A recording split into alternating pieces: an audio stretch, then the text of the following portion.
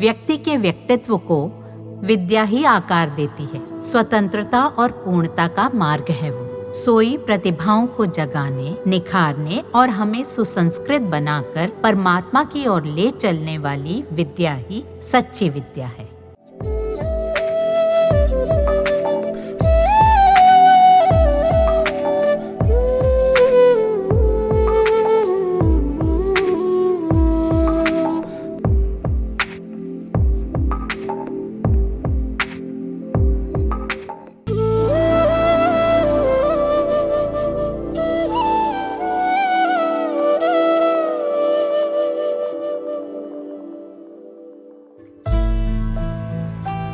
आज के मशीनी युग में अनेकों मशीनी चीजें हैं। फोन, सिलाई मशीन, वॉशिंग मशीन, टीवी, वो ठीक मानी जाती हैं जब तक वो चल रही हैं। थोड़ी बहुत प्रॉब्लम्स हों भी तो हम सोचते हैं ठीक है, जब तक चल रही है परफेक्ट।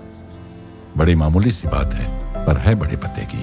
अक्सर जब लोग पूछते हैं कैसे हैं आप, बहुत कम लोग हैं जो कहेंगे बहुत बढ़िया, परफेक्ट या ईश्वर की कृपा है। अधिकांश लोग कहते हैं बस चल रही है गाड़ी। ऐसा भेदभाव क्यों? देह जब तक चल रही है, काम कर रही है, हमारा साथ दे रही है, उसे हम परफेक्ट क्यों नहीं कहते? थोड़ा बहुत इधर उधर हो भी तो क्या? शास्त्र ने तो देह को ही व्याधि कहा।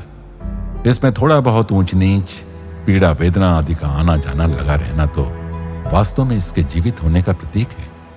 सम्यक रूप से विचार करके इसे स्वीकार कर लें और तदनुसार हमारी कथनी करनी हो और तिस पर भी सकारात्मक हो तो देह और मन दोनों पर अनुकूल प्रभाव पड़ता है।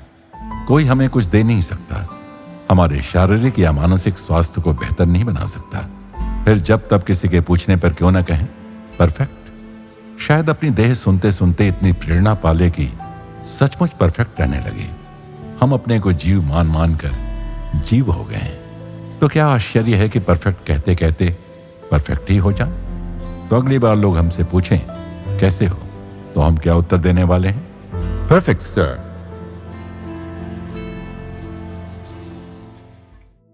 प्रेम स्वरूप और आत्म स्वरूप आप सबको प्रणाम। ഒരുവന്റെ വ്യക്തിത്വം രൂപപ്പെടുത്തി തന്നെ വിദ്യാഭ്യാസമാണെന്ന് പറയാം. അത് സ്വാതന്ത്ര്യത്തിലേക്കും പൂർണ്ണതയിലേക്കുള്ള പാതയാണ്.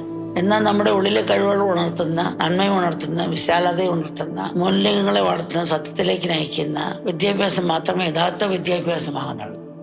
स्वास्थ्य, धन, शिक्षा ये जीवन के प्रमुख अंग हैं, पर सबका आधार है ज्ञान। शरीर स्वस्थ हो, मन अस्वस्थ तो डिप्रेशन होगा मानो।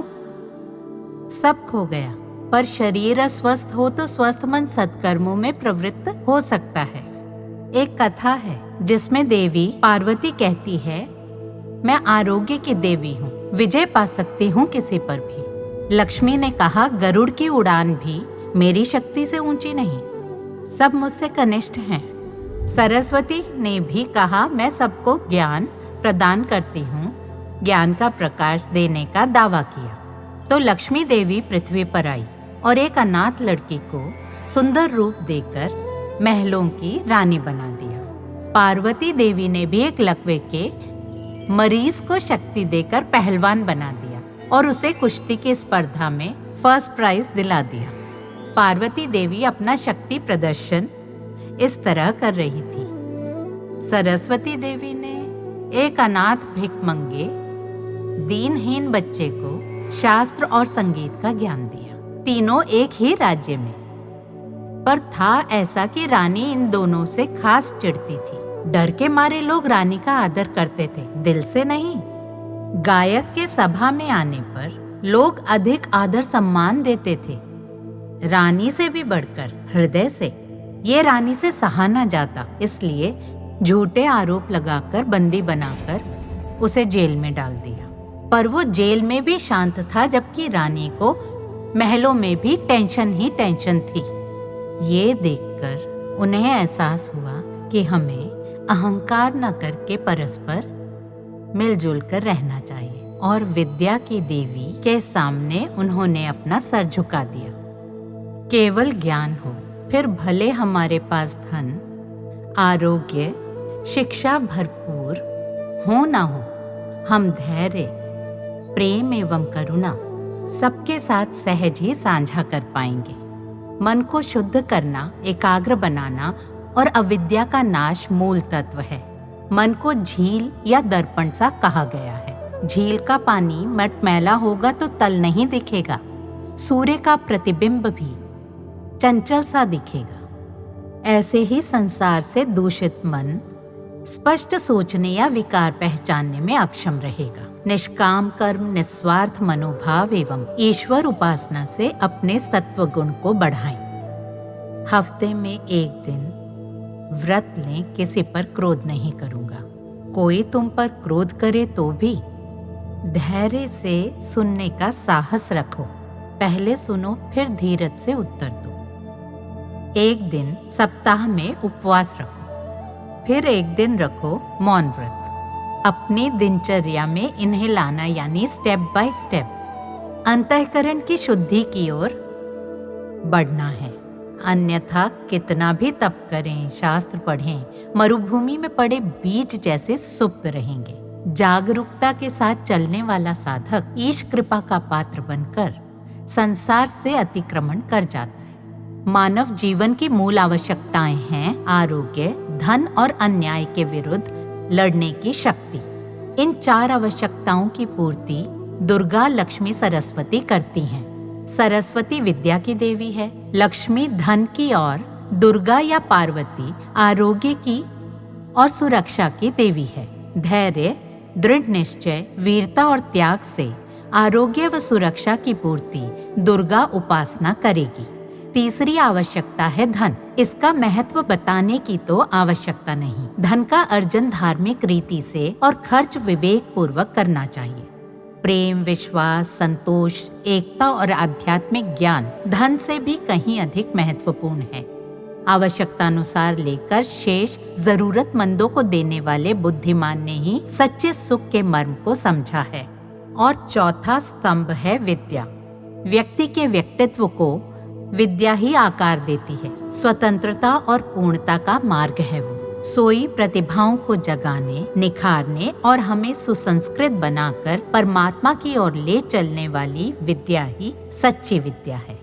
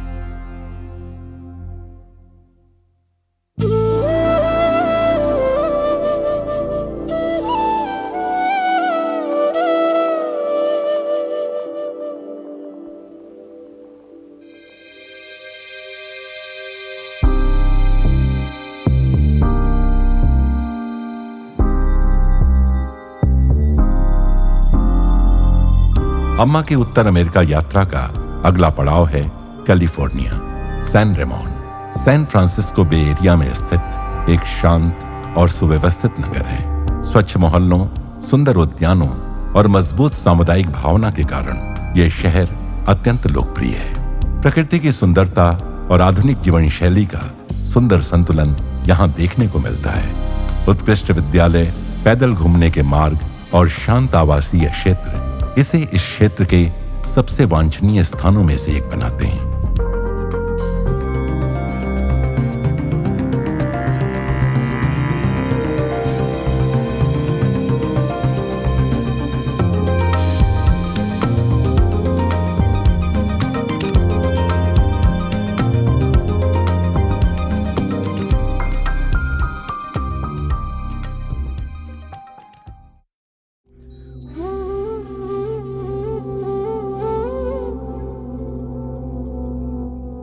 अम्मा के कार्यक्रम सैन रेमोन आश्रम में आयोजित किए गए, जो लगभग 300 एकड़ पर्वतीय भूमि पर फैला हुआ है।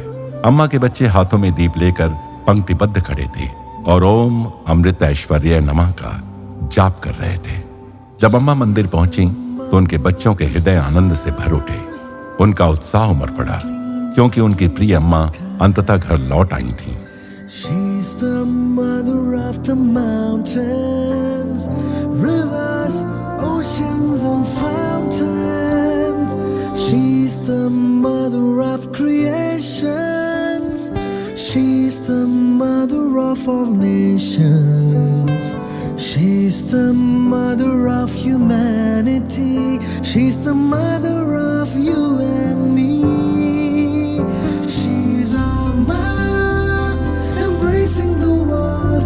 She's Amma, embracing the world. She's Amma, embracing the world, embracing the world.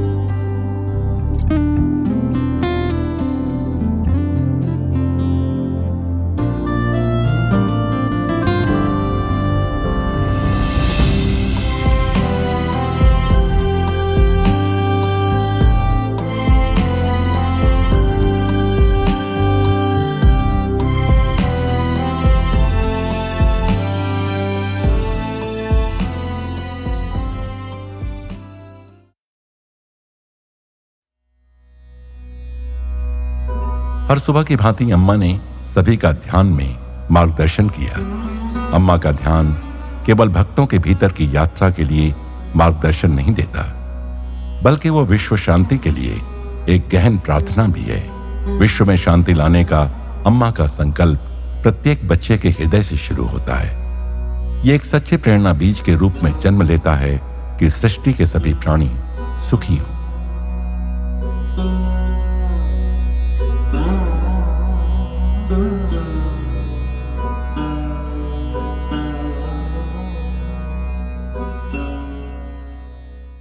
अम्मा ने उसके बाद सभी भक्तों को दर्शन देना प्रारंभ किया।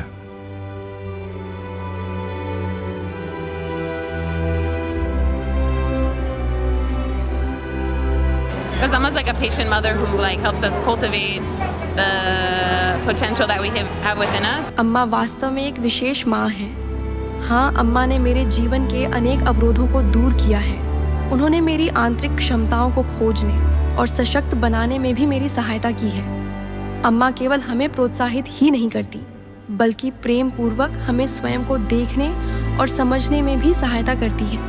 अम्मा के माध्यम से मैंने एक गहरा सत्य समझा कि जीवन में हमारी प्रगति इस बात से होती है कि हम संसार के लिए क्या करते हैं, न कि इससे कि हम संसार से क्या लेते हैं। उन्होंने मुझे यह सिखाया कि जीवन के हर छोटे से छोटे कार्य को भी पूरे ध्यान और प्रेम से करना चाहिए। अम्मा ने ही मेरी आंखें जीवन में आध्यात्मिकता के वास्तविक महत्व के प्रति खोली। उनके मार्गदर्शन से मुझे यह समझ में आया कि आध्यात्मिकता जीवन से अलग नहीं है, बल्कि हमारे विचारों, कर्मों और प्रेम के माध्यम से ही उसे जीना होता है।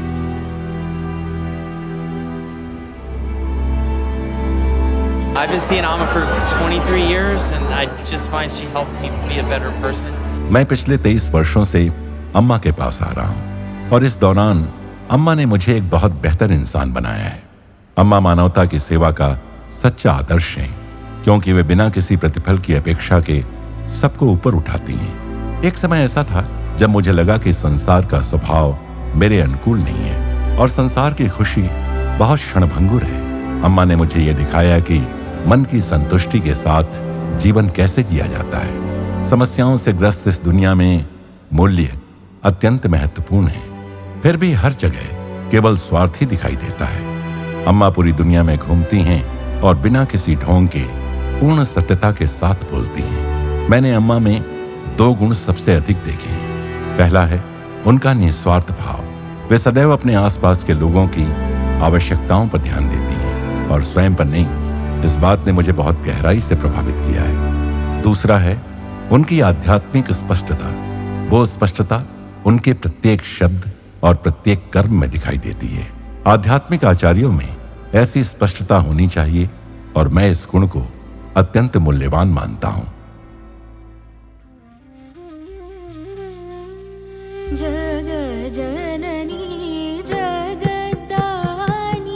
अम्मा के ध्यान के समय आध्यात्मिकता का बीज बोया जाता है और दर्शन के समय उस बीज को सींचा और पोषित किया जाता है। अम्मा अपने बच्चों के हृदय को स्पर्श करती हैं और वे उस प्रेरणा को अपने पूरे अस्तित्व में फैलता हुआ अनुभव करते हैं। ये भीतर झांकने की प्रेरणा है और सेवा के मार्ग पर चलने की प्रेरणा है। अम्मा का मिशन प्रेम और सेवा है और वो केवल उनके बच्चों के साथ उनके कार्य तक सीमित नहीं रहता, बल्कि वही कार्य उनके बच्चे दुनिया के लिए करने लगते हैं।